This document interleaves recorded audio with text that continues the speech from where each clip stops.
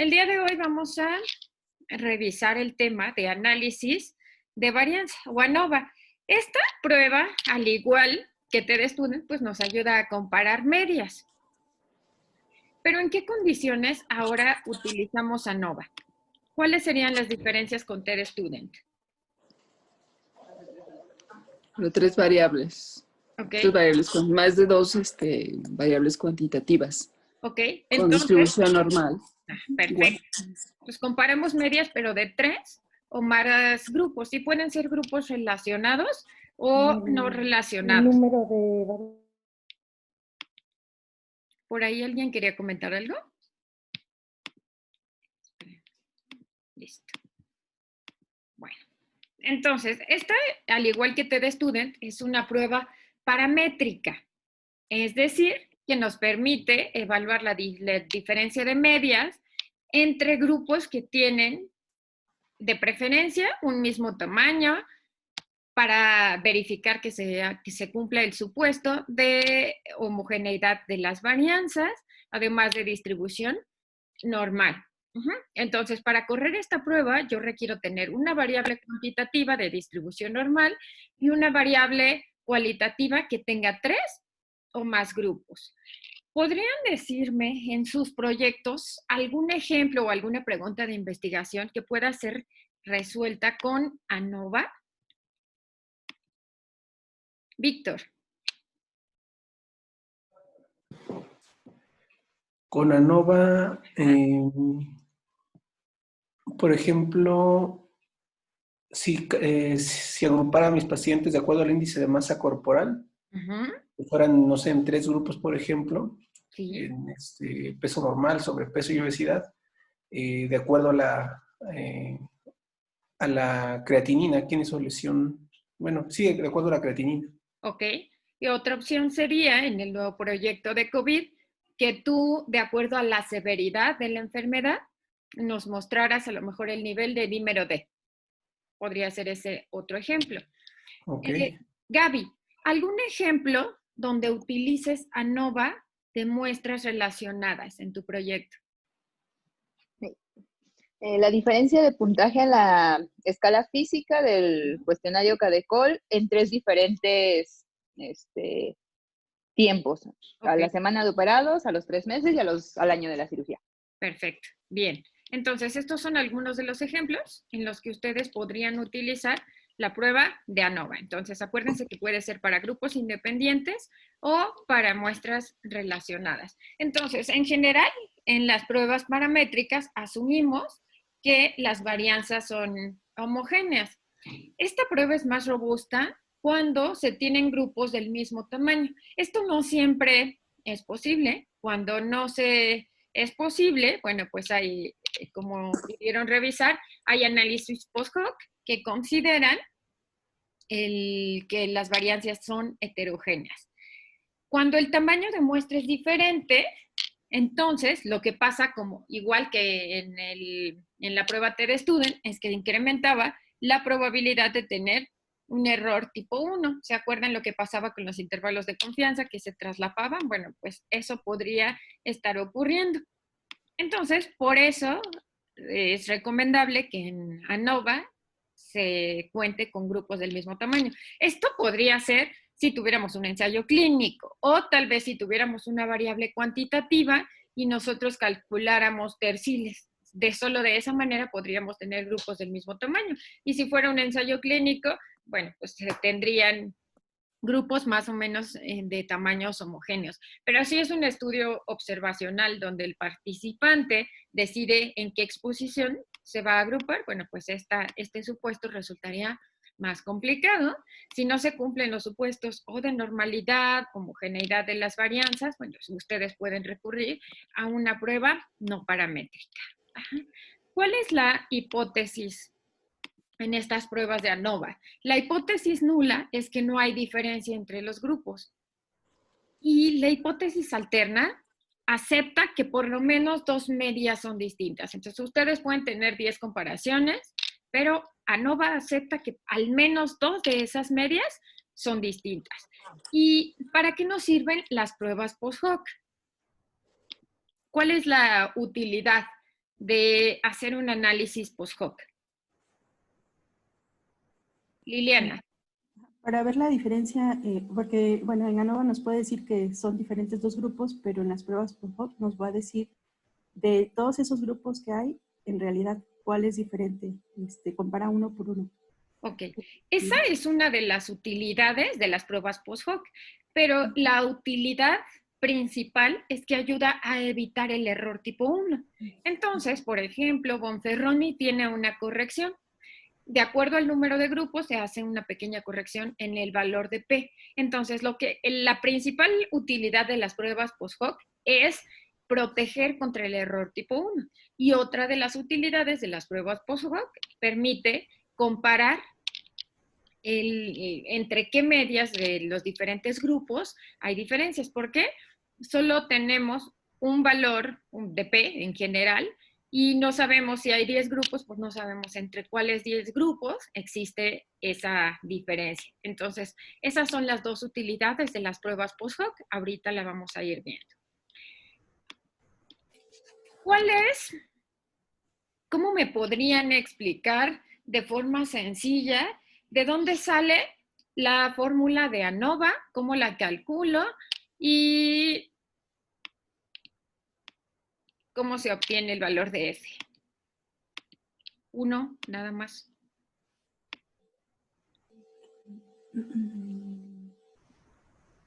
Para explicarlo, necesitaríamos recordar lo que sucedía con TEDstudent, ¿se acuerdan? Que en el numerador teníamos que colocar la diferencia del efecto. ¿Cuál era la diferencia entre las medias de los dos grupos? Y en el denominador, lo que colocábamos era el error de la varianza entre cada uno de los grupos. Entonces, en esta prueba es algo similar. Entonces, entre más grande sea este valor de F, más probabilidad hay de que sea estadísticamente significativo. Aquí va a haber una pequeña variación porque en TEDstudent solo tenemos 2 grupos de comparación, pero aquí tenemos 3 o más grupos. Entonces, el numerador considera la varianza intergrupo. Yo voy a tener, imaginemos que tenemos 300 participantes en 3 grupos. Cada grupo tiene 100 participantes. Yo voy a tener una media, una gran media que corresponde a la media de esos 300 participantes. De forma adicional, yo voy a tener una media en cada uno de los 3 grupos. Entonces, el numerador corresponde justo a eso. ¿A cuánta distancia hay entre la media de los 3 grupos con la gran media, la media total? Y en el denominador yo tengo la varianza intragrupo. ¿Cuál es el comportamiento de los datos y la dispersión dentro de cada uno de los grupos? Entonces, bueno, pues esta fórmula, si la desglosamos, implica la sumatoria de n, el número de participantes de la población. Esto es la Y con el sombrerito, es la gran media y esto se eleva al cuadrado. K es el número de grupos, en este caso son 3 menos 1, sería 2. Y bueno, en el denominador implica la media de cada uno de los grupos y esto se divide entre N menos K. N, aquí es el total de la población, menos K, que es el número de grupos. Entonces, en nuestro ejemplo serían 300 menos 3, serían 297. Pero, ¿qué tal si lo representamos gráficamente? Vean, esto en el gráfico A, lo que nosotros estamos observando es el conjunto del total de los participantes. Tengo una media de esos 300 participantes, que está representada con este cuadrado negro.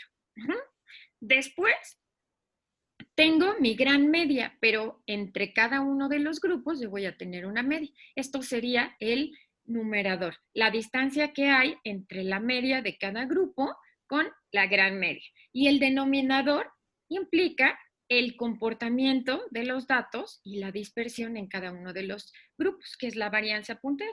Entonces, de esta manera tengo mi fórmula, mi numerador, que es la varianza entre los grupos y la varianza en el denominador, la varianza al interior de cada uno de los grupos. ¿Hasta aquí alguna duda? ¿Lo encuentran parecido o no a TED Student? Se parece a TED Student, solo que en TED Student era mucho más sencillo porque solo teníamos 2 grupos.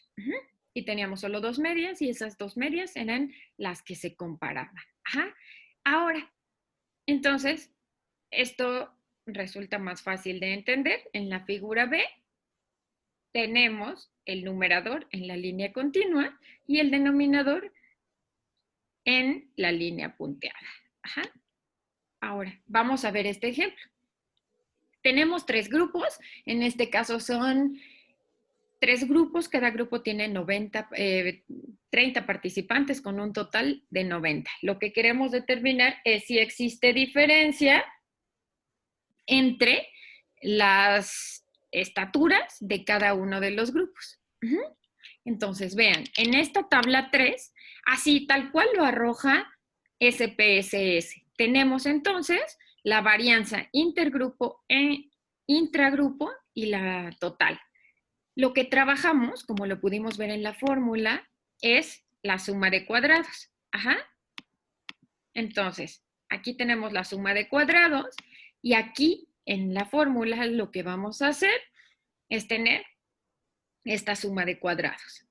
Entonces, la fórmula es muy sencilla. Si de pronto no tuvieran todos los componentes y yo les dijera que calcularan el valor de f, nada más lo que van a hacer es dividir la varianza intergrupo entre la varianza intragrupo en la suma de cuadrados. Entonces, sería 136 entre 37, ¿cuánto les da?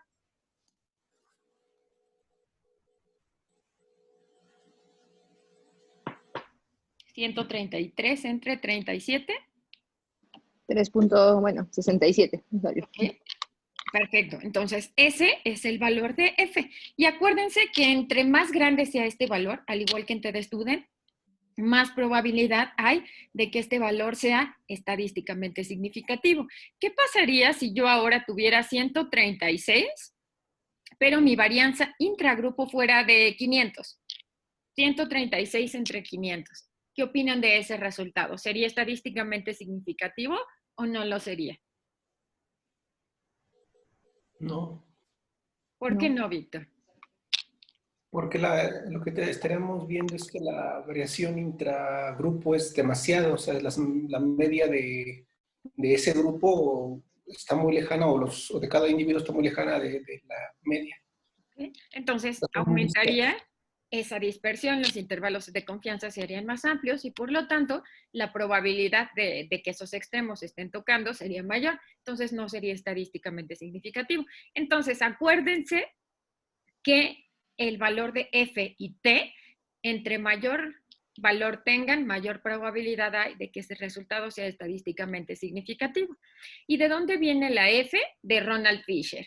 Él fue el que hizo ese ajuste a la TED Student para evitar el error tipo 1. Entonces viene la f de Ronald Fisher y la f es igual a la t al cuadrado. Entonces, bueno, esto son minuciosidades. Simplemente lo que tienen que aprender es que la f corresponde a ANOVA y la t de TED Student.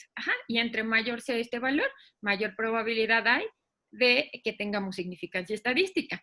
Pero aquí, en estos 3 grupos que observamos, A, B y C, ¿entre qué grupo se observan las diferencias? Nosotros tenemos un valor de P de 0.031. ¿Entre qué grupo, Tere, se encuentran las diferencias? Se los pongo acá. ¿Entre qué grupos se encuentran las diferencias?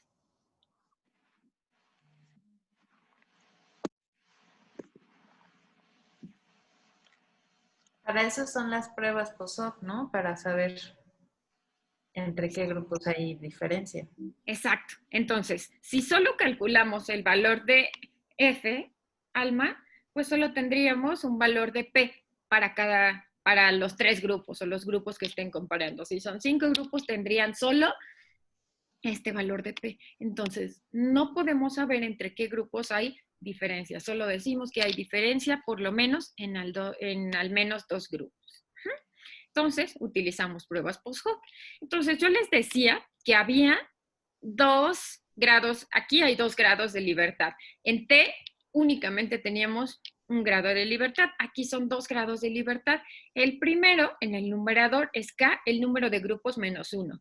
Y después tenemos los grados de libertad. Esto de los grados de libertad corresponde al número de comparaciones. Imaginen que quieren hacer comparaciones entre la distancia que hay en sus dedos de la mano. Tenemos 5 dedos, pero solo podemos hacer 4 comparaciones posibles. Entonces, esos son los grados de libertad. Esa es la semejanza. Entonces, para el denominador es el total de la muestra menos el total de los grupos que ustedes están comparando. Ajá, sería 87 porque teníamos 90. 90 menos 3 nos da 87.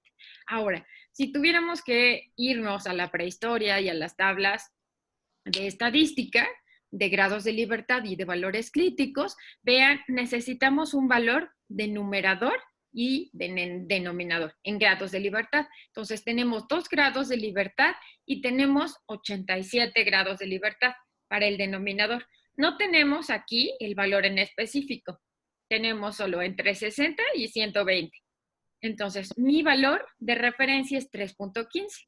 ¿Cuánto teníamos nosotros? 3.62. Este valor, si es mayor, el valor que nosotros obtuvimos es estadísticamente significativo, a un valor de F o I de alfa de 0.05.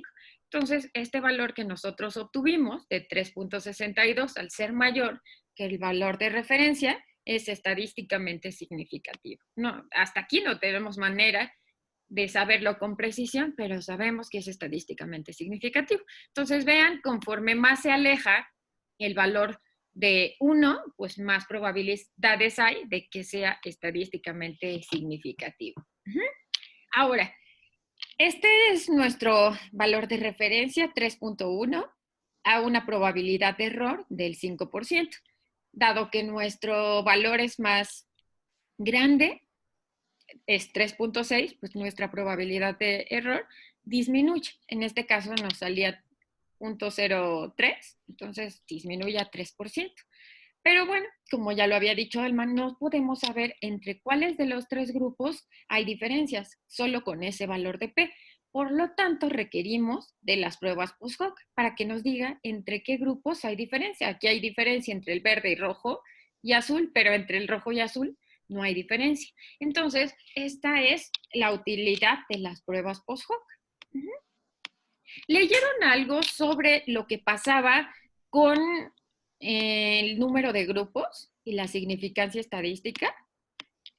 ¿Podrían ustedes, hay mentiras grandes, pequeñas, pero hay mentiras estadísticas? Entonces, si ustedes quieren determinar si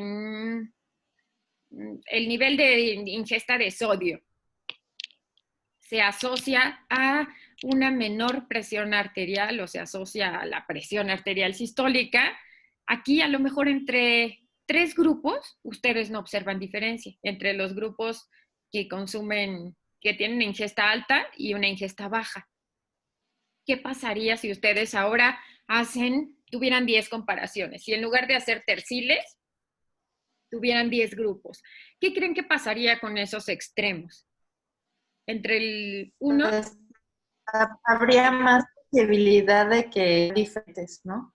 Entonces, parecerían con mayor diferencia, ¿no? Entre los grupos si comparan los extremos. Entonces, aquí ustedes deben prestar siempre atención porque a veces no encontramos diferencia en 3 grupos. Entonces, lo que hacen los investigadores es hacer 5, 7 o bien hasta 10 grupos. Entre esos 2 extremos, ahora pues podría ser más probable que haya diferencias significativas.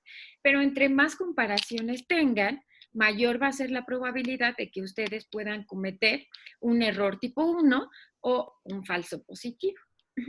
Entonces, cuando tenemos, como en TED Student, tenemos 2 grupos y estamos haciendo una comparación, el error es de 0.05.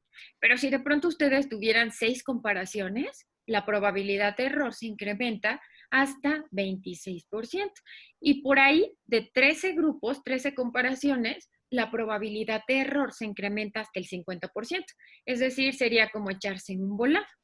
Por eso es que existen las pruebas post-hoc, porque nos ayudan a evitar este error con un pequeño ajuste. Entonces, esta es la principal utilidad.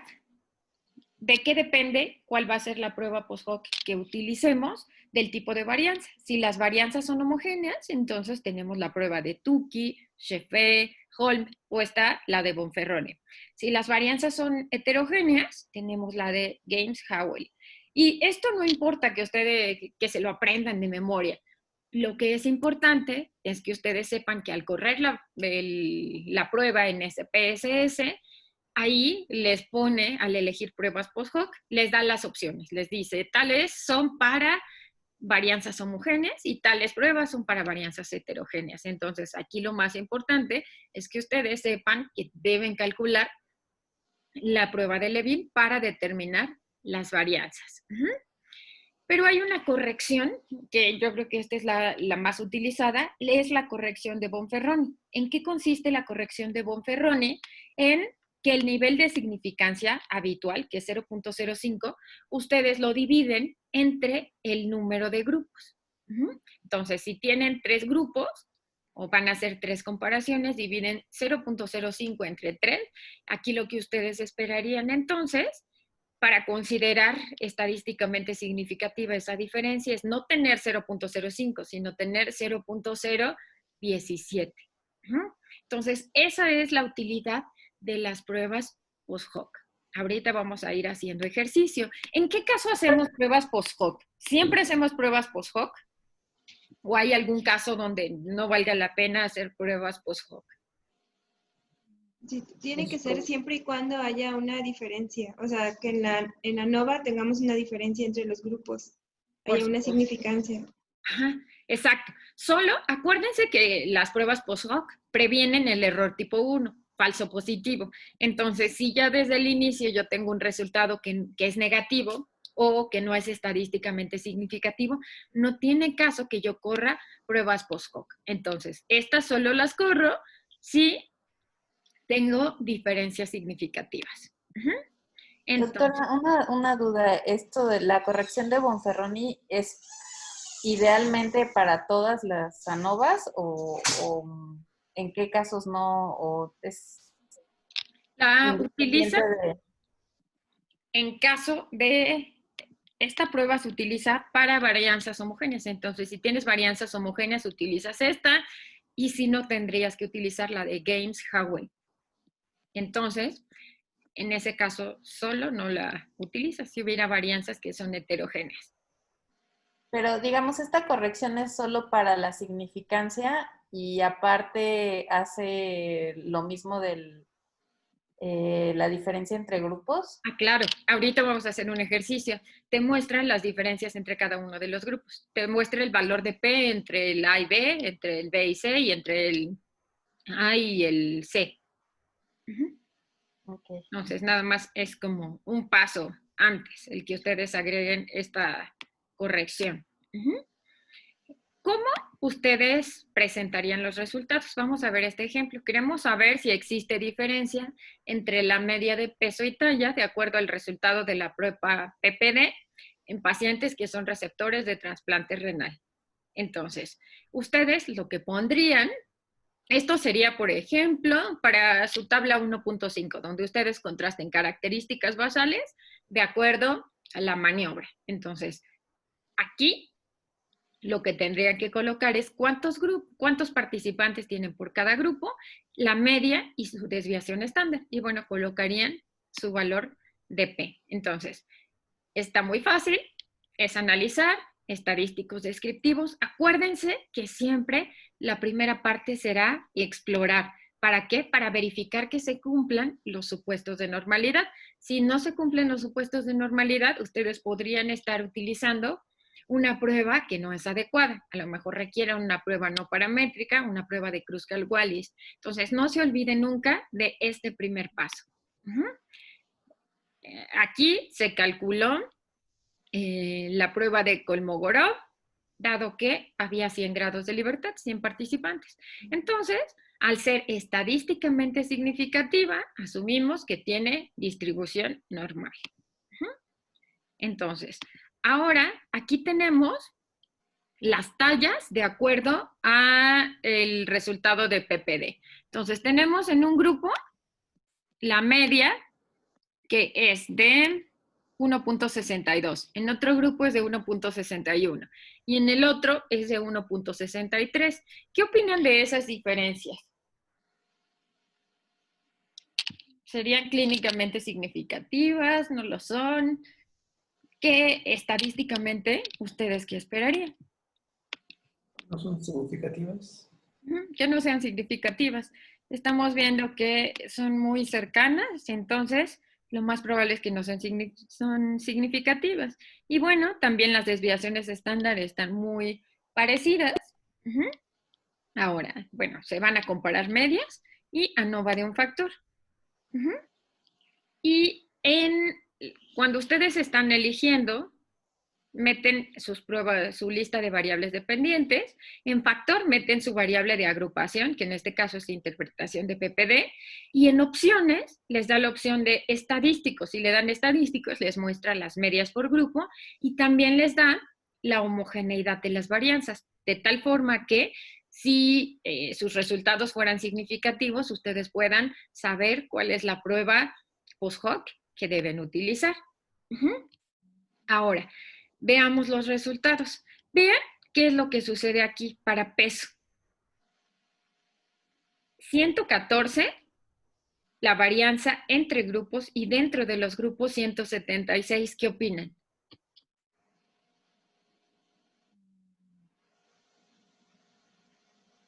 Que hay mucha varianza entre intragrupos, ¿no? Ajá, exacto. Entonces, aquí, pues este resultado no es estadísticamente significativo. Es mayor la varianza dentro del grupo que la diferencia que se da entre cada uno de los grupos. Entonces, esto hace que no sea estadísticamente significativo. Y vean, el valor de F es de 0.638.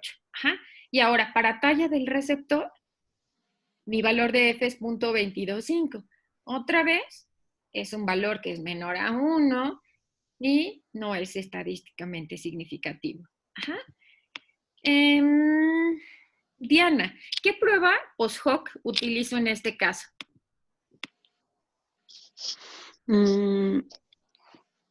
Podríamos utilizar Bonferroni.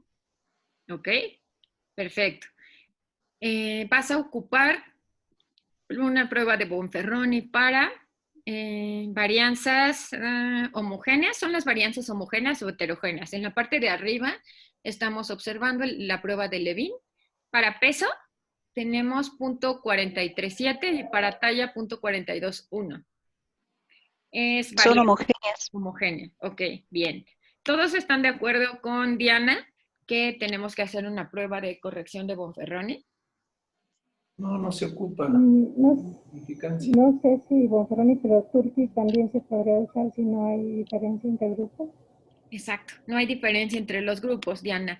Entonces, la única manera o el único requisito para utilizar las pruebas post-hoc es que tu valor de F sea estadísticamente significativo. Si no lo es, no tiene razón de ser el que tú utilices una prueba post-hoc. Entonces, no es necesaria la prueba post-hoc. ¿Cómo lo mostrarían? ¿Cómo mostrarían en sus resultados? Así, media, desviación estándar para cada uno de los grupos, su valor de P, y en la parte de abajo, especificar que la prueba estadística que utilizaron fue una prueba de ANOVA y, bueno, no requiere pruebas post-hoc. ¿Dudas hasta aquí? ¿No? ¿Segurísimos? Esto. Entonces, vamos a ocupar la base que les compartí con anterioridad. Los ejemplos, no tenemos tantos ejemplos porque la única variable que tiene distribución normal, una de las únicas variables, es tasa de filtrado glomerular. Entonces, vamos a trabajar con esa prueba. Y bueno, vamos a utilizar el ejemplo que nos comentó hace ratito Víctor, donde de acuerdo al grado de obesidad, quería determinar la creatinina. Entonces, aquí vamos a sustituir creatinina por tasa de filtrado glomerular. ¿Cuál es el primer paso? Yo soy su mouse. Explorar. Analizar. Ajá.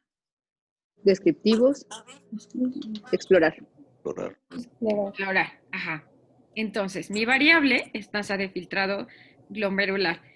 Y vamos a poner tasa de filtrado glomerular. Ok, nada más esta. Vamos a ver si creatinina acaso tiene distribución normal. Después, ¿cuál es el siguiente paso? Estadísticos. En estadísticos. Nada más Gráficos, ¿no? Espérenme tantito, es que se trabó. Espérenme, se trabó.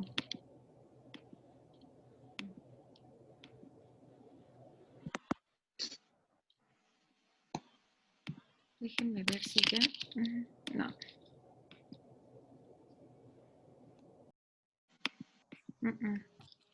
Ah, ya.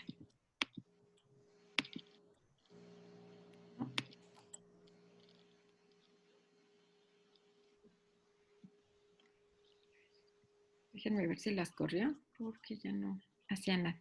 Okay. Bueno, con esto nosotros podemos determinar el tipo de distribución. Ajá. Entonces, recuerden las pruebas de los métodos mentales. Entonces, la media es de 91.6. La mediana es de 91.5. ¿Se cumple este primer supuesto de que la media y la mediana son iguales? ¿Sí?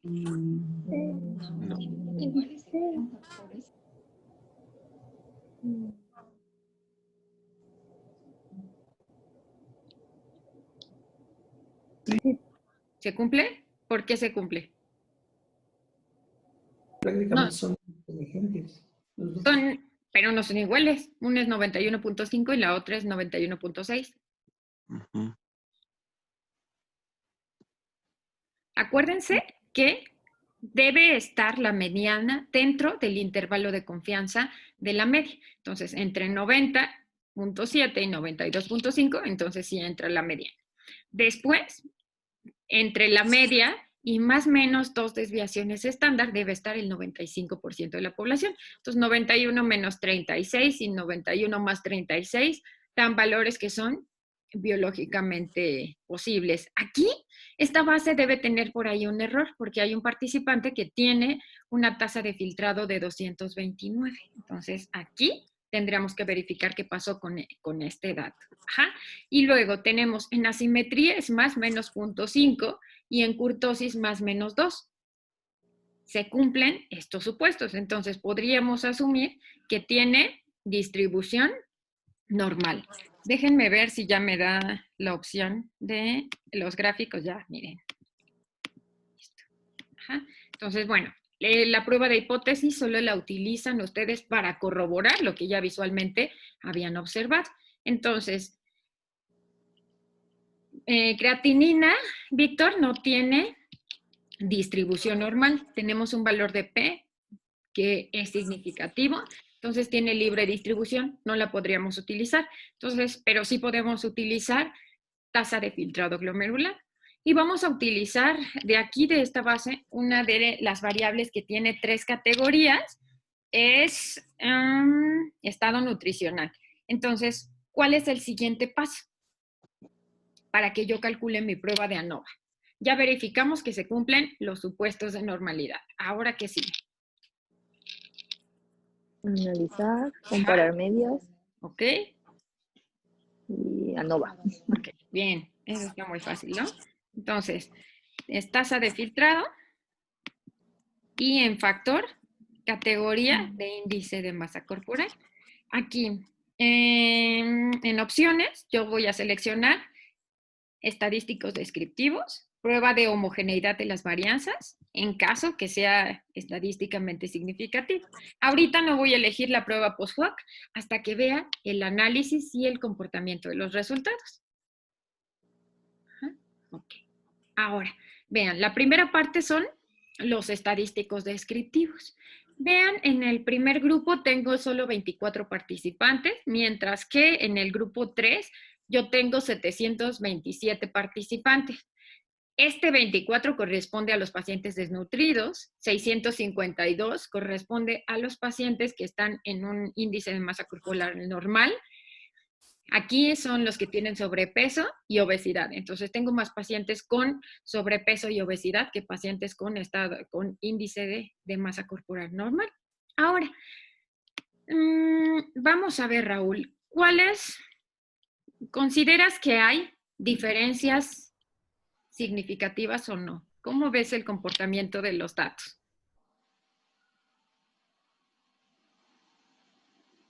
Tenemos en el grupo 1 de los pacientes que tienen índice de masa corporal por abajo de 18, una tasa de filtrado de 106, en comparación con 91 y 89 de los pacientes con sobrepeso y obesidad.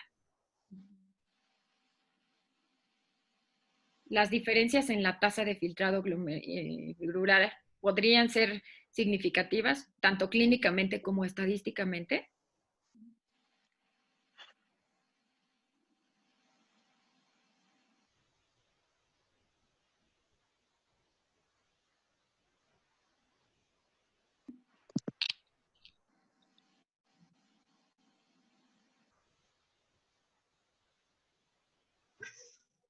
No te escuchamos, Raúl. Es que no lo alcanzo a ver. Ah, ok. En el grupo 1 de pacientes desnutridos tenemos una tasa de filtrado de 106. En el grupo 2, sí. 96. Pues sí habría diferencia, pero solo en algunos grupos, ¿no? Es decir, algunos, por ejemplo, el 2 y el 4 son pues, prácticamente iguales. Ajá. Y el 3 también es muy parecido, ¿no? Ok, entonces, perfecto. Ajá. Entonces, el 1 es el que pareciera tener más diferencia entre los otros, ¿no? Perfecto. Lo primero que tenemos que hacer es determinar si la diferencia es estadísticamente significativa o no lo es. Vean cómo aquí en la media cuadrática, cuando sustituimos el valor de F, tenemos la diferencia entre grupos de 3.500 y la diferencia dentro de los grupos de 344. Hasta ahorita, de los ejemplos que hemos revisado, es donde hay una mayor diferencia. El valor de F es de 10. Ajá. El valor de significancia es 0.000. Ajá. Este valor de significancia, vean, si le dan clic, el programa se los redondea. Aquí son todos los exponentes, todos los decimales a la derecha, después del punto. Entonces, de ninguna manera implica que el valor de P sea de 0. Eso implicaría que no hay error y siempre hay error. Entonces, cuando ustedes observen un valor de P en SPSS de 0.000, lo correcto es ponerlo como P menor a 0.001. ¿Ok? Y bueno, aquí estamos viendo que el valor de F es de 10.32. Aun cuando no nos dieran el valor de significancia estadística, ya sabemos que por ahí del 2.1 es donde están el valor de referencia para 0.05.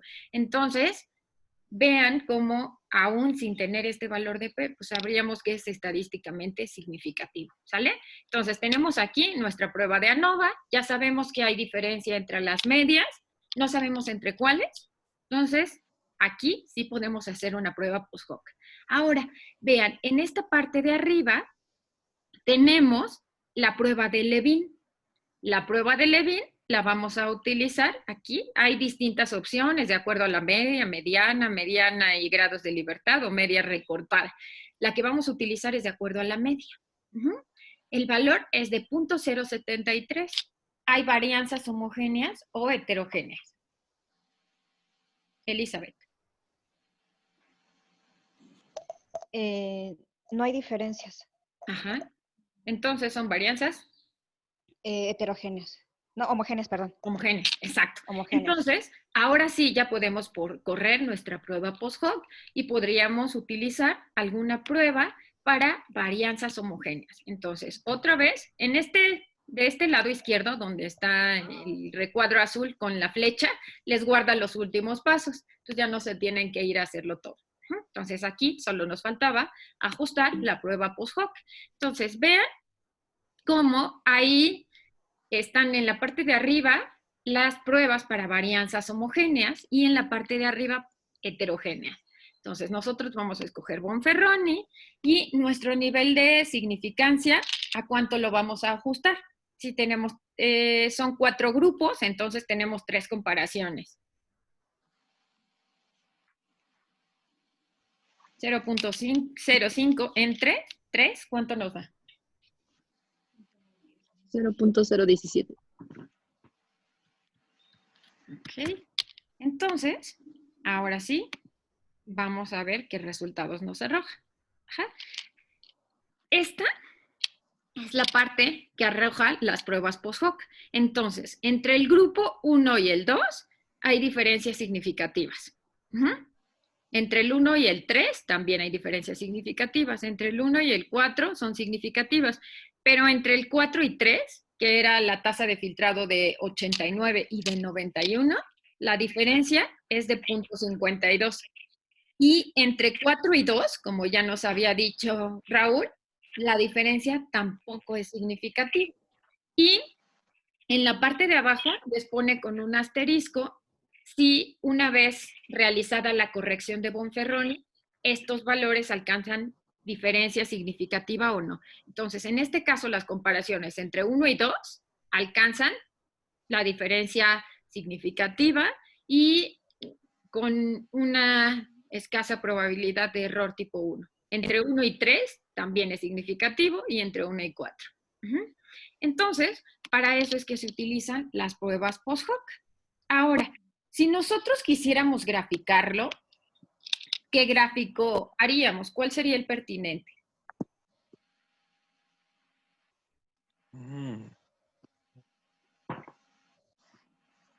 Por ahí en sus artículos, en algunos lo graficaban con cajas y bigotes. ¿Qué opinan? ¿Lo graficamos con cajas y bigotes? ¿O cuál es el estadístico pertinente? Miguel, ¿cuál es el estadístico pertinente para contrastar medias? Pues en el artículo que le mandé yo creo que lo graficaban con cajas y bigotes. Ok, ¿los demás qué opinan? Acuérdense que las cajas y bigotes lo que me muestran es la mediana. Me muestran la mediana y el percentil 25 y 75. Entonces, las cajas y bigotes lo utilizamos cuando la variable tiene libre distribución y tenemos que utilizar una prueba no paramétrica como una prueba U o como una prueba de Kruskal-Wallis. Entonces, en este caso, y en TDStudent, lo que utilizamos son barras de error. ¿Cómo las calculo? Bueno, ¿cómo las grafico? ¿A qué opción me voy?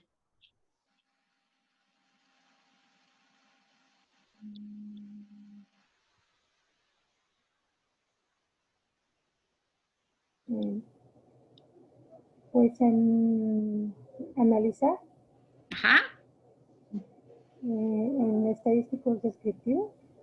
Ajá. Y otra vez en explorar para ver las gráficas. Ok, a ver. Vamos a ver con esta opción que nos da aquí.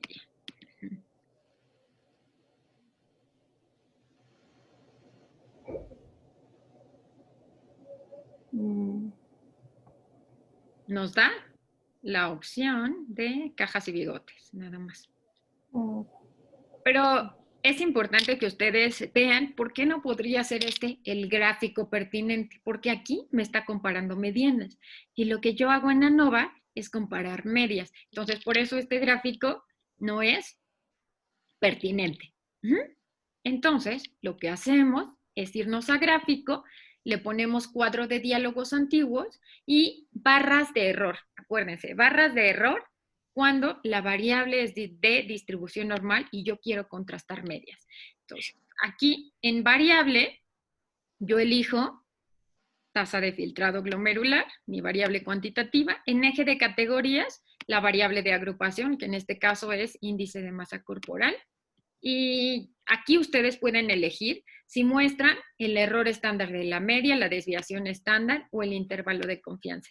Lo que da más información es el intervalo de confianza. Entonces yo les sugiero que siempre dejen intervalo de confianza. Listo. Entonces este sería su gráfico. Ahora sí tienen las medias, su intervalo de confianza. Desde aquí ustedes ya saben que entre 1 y 4 hay diferencias significativas, pero también entre 1 y 2, entre 1 y 3, pero que entre 3 y 4 los intervalos se están tocando. Entonces, desde aquí ya ustedes sabrían entre qué grupos hay diferencia. Esto lo podrían ustedes hacer solo para exaltar a lo mejor su variable principal, la maniobra, contrastar la maniobra contra el desenlace.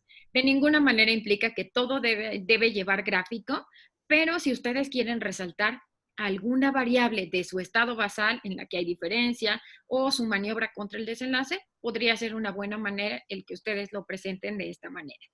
Pero vean, aquí si yo no les estuviera explicando a qué corresponde la categoría de índice de masa corporal 1, 2, 3 y 4, para ustedes no quedaría claro. Entonces, vean por qué es tan importante que siempre su base esté bien codificada, que todo mundo pueda leerla y entenderla sin necesidad de recurrir al texto o alguna explicación alternativa. Entonces, aquí esta base faltó codificar y mostrarnos a qué equivale el grupo 1, que es el 2, 3 y 4. Y bueno, también se ven espantosos de este lado, la tasa de filtrado glomerular. Vean cuántos decimales. Entonces, si ustedes se van a vista de variables, aquí ustedes pueden ir acomodando el número de decimales. Entonces, vean, por aquí hay 2 decimales, pero para tasa de filtrado hay 15 decimales. Entonces, bueno, aquí nada más lo ajustan. Esto para que mejore la calidad de su presentación gráfica. Ahora, ustedes, hay 3 personas por lo menos que van a utilizar pruebas de muestras relacionadas o muestras relacionadas. Raúl, Elizabeth y Gaby. ¿Cómo hacemos la ANOVA para muestras relacionadas? Ustedes seguro las van a ocupar. Y todos aquellos que tengan por ejemplo, a lo mejor Víctor también lo va a utilizar si quiere comparar dímero D al ingreso, a las 24 horas y a los 10 días o a los 14 días. ¿Cómo en SPSS calculamos ANOVA de muestras repetidas?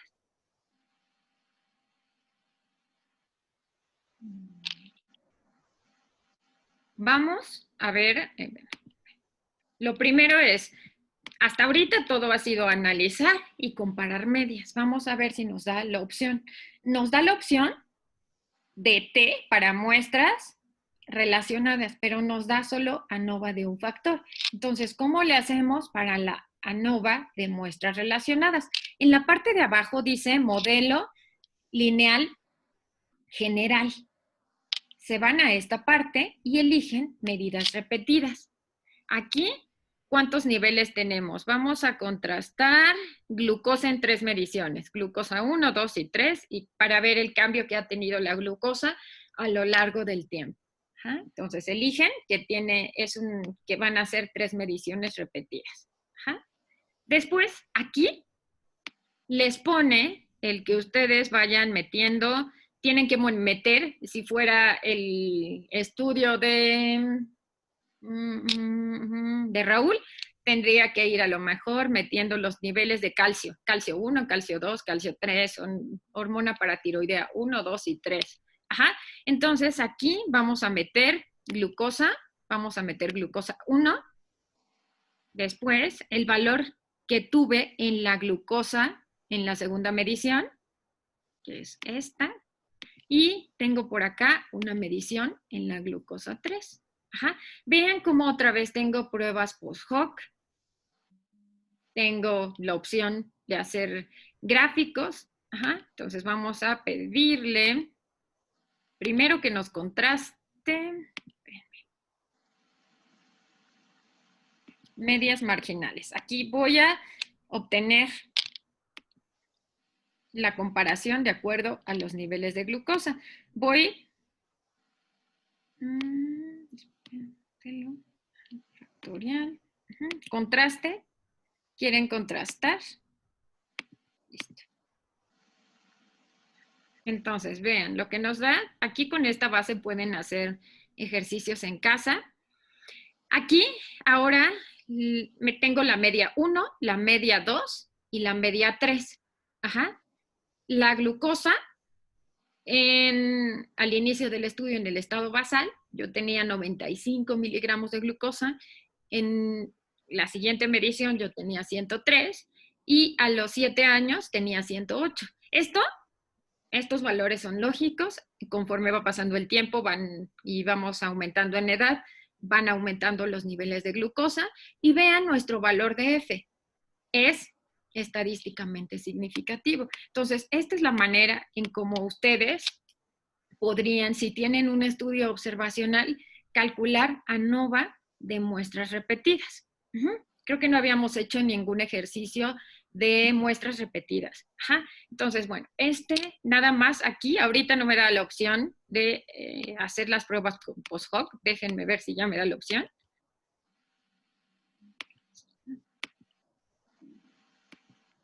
No me da la opción de... Lo voy a intentar no. Déjenme ir... a ver si podemos sacarlo. ¿Dudas hasta aquí?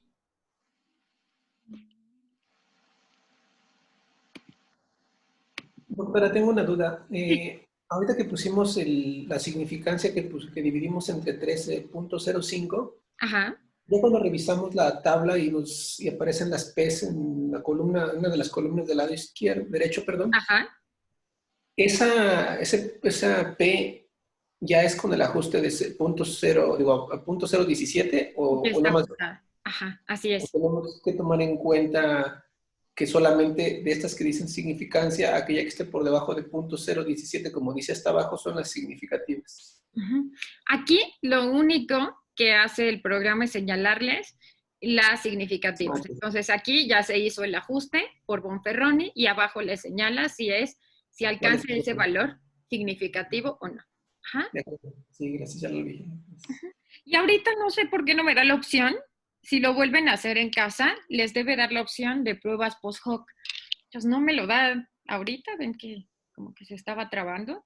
Entonces, igual en ANOVA de muestras repetidas nos da la opción de hacer las pruebas post-hoc.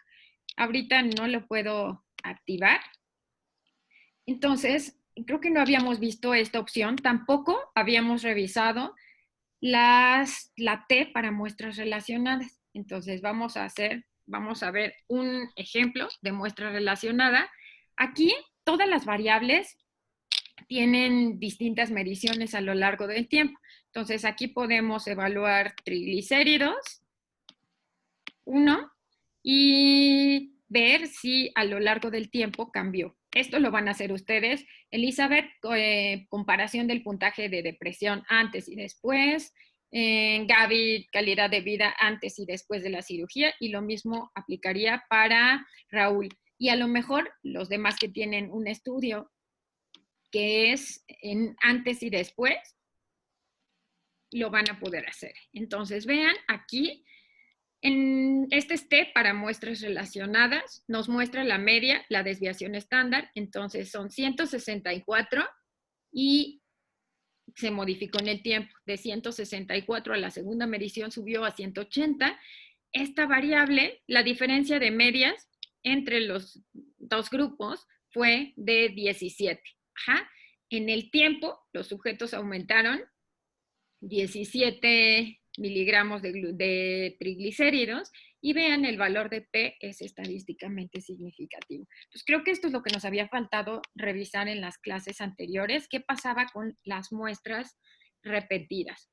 Entonces, lo más común es que utilicemos T para muestras repetidas. No es tan común que utilicemos 3 mediciones en el tiempo. Habitualmente comparamos el estado basal y al final que ustedes deciden en el seguimiento. Pero bueno, que sepan, no es tan común utilizar la prueba ANOVA de muestras relacionadas, pero que sepan, es importante que sepan cómo sacarlo en SPSS, porque ya vieron que la opción no está en automático, no está en el mismo lugar de comparar medias, está en la parte de abajo, donde comparan medias para grupos relacionados.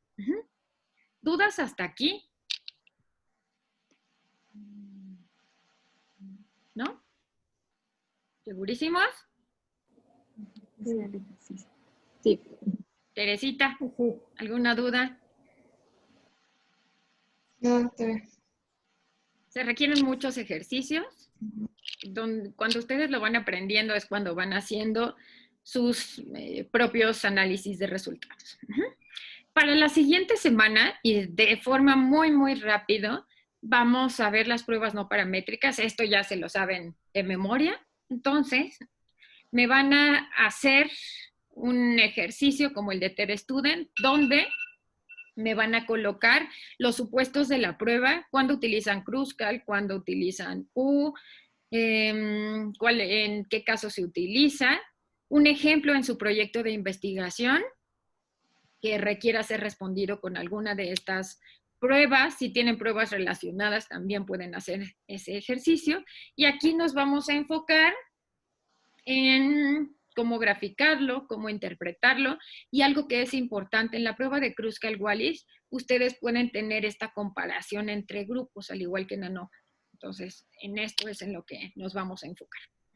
Entonces, esta parte va a ser muy rápida, y ahora sí, ya vamos a pasar a los temas de correlación, regresión, que son los que le dan sustento a la medicina. Pero es importante tener una idea clara de las primeras pruebas, ¿vale? Bueno, pues eso sería todo por hoy, chicos. En un ratito les subo la clase y nos vemos la siguiente semana.